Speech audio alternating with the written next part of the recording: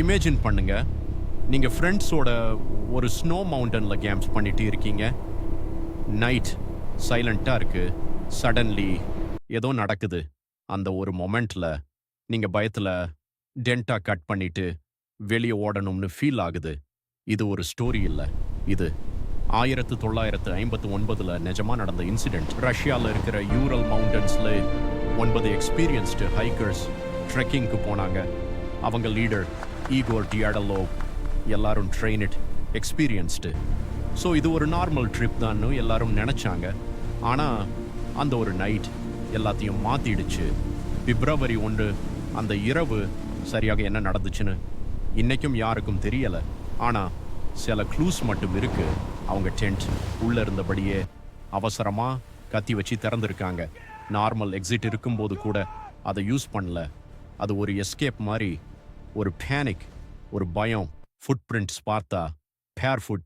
சில பேர் ஹாஃப் ட்ரெஸ்ல -30 டிகிரி ஸ்னோல நடந்து போறாங்க. இது ஒரு நார்மல் மனிதன் பண்ற விஷயமா?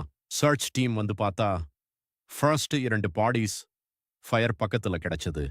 நெக்ஸ்ட் 3 டென்ட்க்கு திரும்ப ட்ரை பண்ணிட்டு செத்துட்டாங்க. லாஸ்ட் 4 ரொம்ப shocking. School fracture, chest crush, ஒரு பொண்ணு டங் மிஸ்ஸிங். சில பேருக்கு ஐஸ் இல்ல, ஆனா வெளியில இன்ஜூரி இல்ல. டாக்டர்ஸ் சொன்னாங்க இது ஒரு கார் ஆக்சிடென்ட் இம்பாக்ட் மாதிரி. ஆனா அவுட் சைட் டேமேஜ் இல்ல.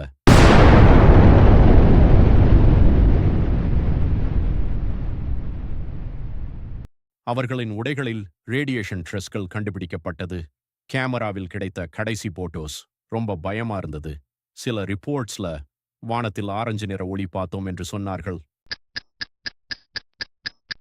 இப்ப வரை நிறைய தியரிஸ் வந்திருக்கிறது. சிறிய அவலான்ச், பனியின் அழுத்தத்தால் ஏற்பட்ட பேனிக், மிலிட்டரி எக்ஸ்பெரிமெண்ட், இன்ஃப்ராசவுண்ட், மூளையில் பயம் உருவாக்கும் அலைகள், அல்லது ஏலியன் இன்வால்வ்மெண்ட். சமீபத்திய ஆய்வுகள் சொல்வது மினி அவலான்ச் தான் மோஸ்ட் லைக்லி என்று. ஆனா இது எல்லாத்துக்கும் ஆன்சர் கொடுக்குமா? Tongue missing, radiation, internal injuries, இது எல்லாமே இன்னும் முழுமையாக எக்ஸ்பிளைன் பண்ண முடியல.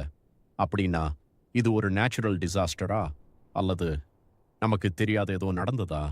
நீங்க என்ன நினைக்கிறீங்க? காமெண்ட்ல சொல்லுங்க.